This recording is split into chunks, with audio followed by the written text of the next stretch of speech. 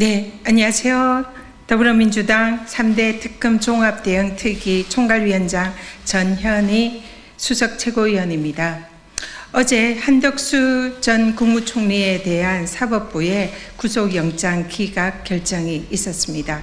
사실상 내란에 대해서 중대 혐의자에 해당되는 그런 역할을 한 한덕수 전 총리에 대한 구속영장 기각 결정에 대해서 매우 깊은 우려를 표명합니다.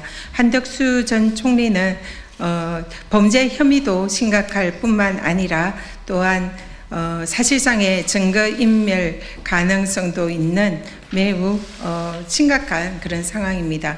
자신의 범죄 혐의를 적극 부인을 하면 흔히 법조계에서는 증거인멸 우려가 있다고 합니다.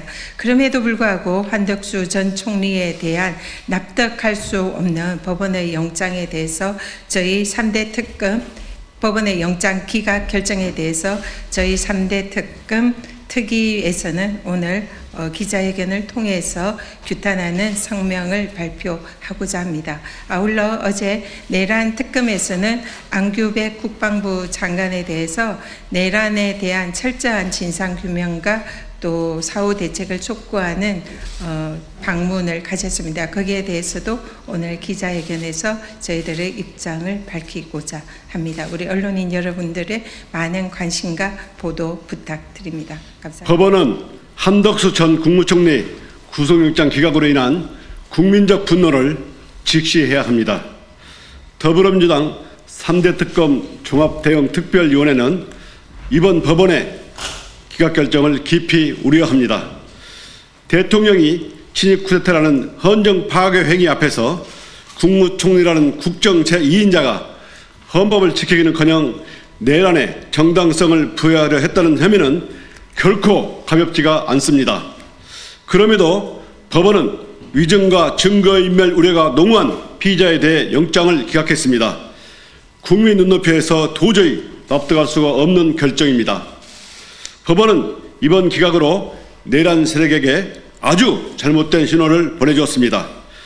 허위 개헌 문건 폐기라는 노골적 증거인멸 의혹마저 외면한 것은 사법 정의를 후퇴시키고 사법 신뢰를 근본적으로 흔드는 위험한 선택입니다. 국민들은 이미 윤석열 전 대통령 구속 취소라는 석연치 않은 판결을 지켜봤습니다. 이번 기각은 법원의 공정성, 절차적 정의에 대한 국민의 불신을 더욱 키웠습니다. 법원의 권위는 투명성과 공정성에서 나옵니다. 이를 스스로 무너뜨린다면 남는 것은 불신과 분노뿐입니다. 우리 위원회는 특검이 이번 결정에 주저하지 말고 보강 수사 후 영장을 반드시 재청구하여 내란 공범 세력의 범죄를 끝까지 규명할 것을 강력히 촉구합니다. 이미 국민들 사이에서는 내란 특별재판부 도입 요구까지 나오고 있습니다. 법원은 민심의 경고를 결코 가볍게 여겨서는 안 됩니다. 더불어민주당 3대 특검 종합대응특위에서는 내란 세력에 대한 완전한 단죄가 이루어질 때까지 국회 차원의 모든 역량을 총동원하여 특검을 뒷받침하겠습니다. 2025년 8월 28일 더불어민주당 3대 특검 종합대응특별위원회 일동. 네, 내란 특검 종합대책위원회 위원장 김병주입니다. 어제 저희 위원회에서 국방부를 방문했습니다.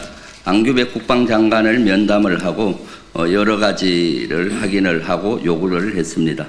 현재 국방부에서는 자체 조사를 하고 있습니다. 내란에 대한 진상을 밝히기 위한 자체 조사를 하고 있는데 그 현황에 대해서 보고를 받았고 그리고 저희들이 거기 여러 가지를 요구를 했습니다. 내란 특검이라든가 내란과 관련해서는 현재 수사가 이루어지긴 하지만은 빙산의 일각입니다. 실제 출동한 부대 12.3 내란 당시에 국회라든가 선관이라든가 출동한 부대와 외환죄에만 집중돼서 수사를 하고 있습니다. 그러다 보니까 빙산의 일각으로 수사가 이루어지고 있어서 국방부에서 광범위하게 조사를 하고 관련 내용에 대해서 징계할 사유는 징계하고 특검으로 고발할 사항은 자료를 넘겨서 고발 조치를 해서 특검에서 하도록 업무도 요구를 했습니다. 관련해서 기자회견문을 낭독하도록 하겠습니다. 내란특검 대응 TF의 이현희 의원입니다.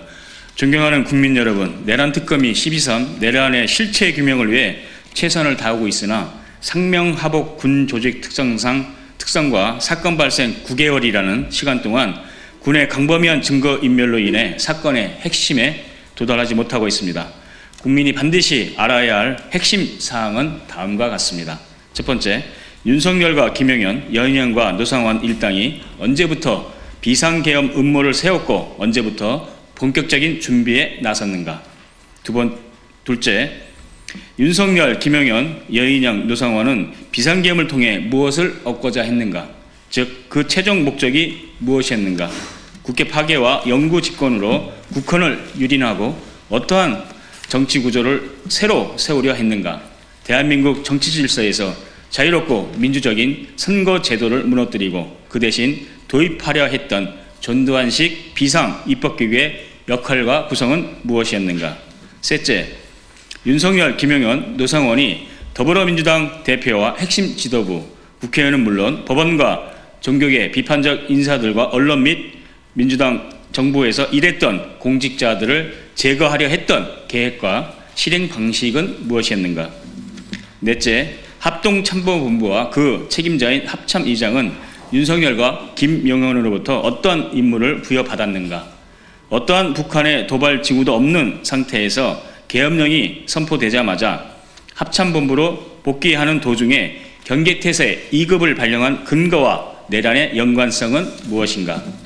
다섯째, 비상계엄이 최소 2023년 12월부터 논의되기 시작한 바 2023년 말에 진급한 군 장성들과 국방부 주요 지휘자들이 계엄 준비 및 실행에 가담한 실체는 제대로 파헤쳐지고 있는가. 여섯째, 지난해 6월 4일 실시된 9.19 남북군사 합의 효력 정지와 확성기 설치 이후 다방면에서 진행된 대북 군사행위의 전모는 무엇인가. 각종 서해상 포사격 훈련, 군사분계선 이남에서 아파치 헬기 작전, 10여 차례에 달하는 무인기 평양 진입 작전, 오물풍선 원점 타격 계획과 그 목적에 대한 충분한 수사는 이루어졌는가.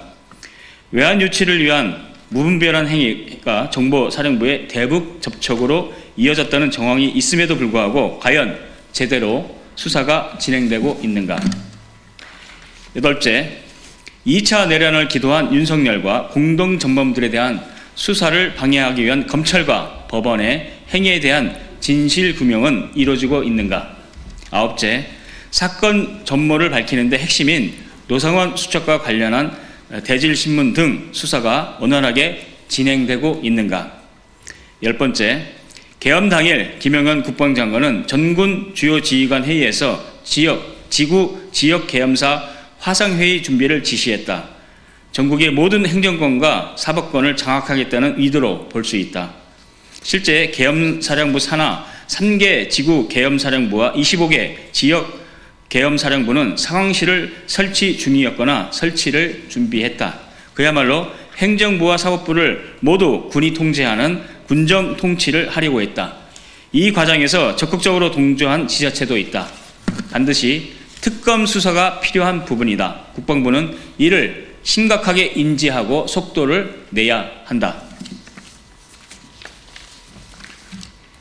이상의 문제점들에도 불구하고 국민들은 진상규명이 명쾌하게 이루어지고 있다고 느끼지 않습니다. 그 이유는 무엇이겠습니까? 대통령과 총리, 장관들과 국군 최고 지휘부가 직접 지시하고 자행한 비상계엄이기 때문입니다.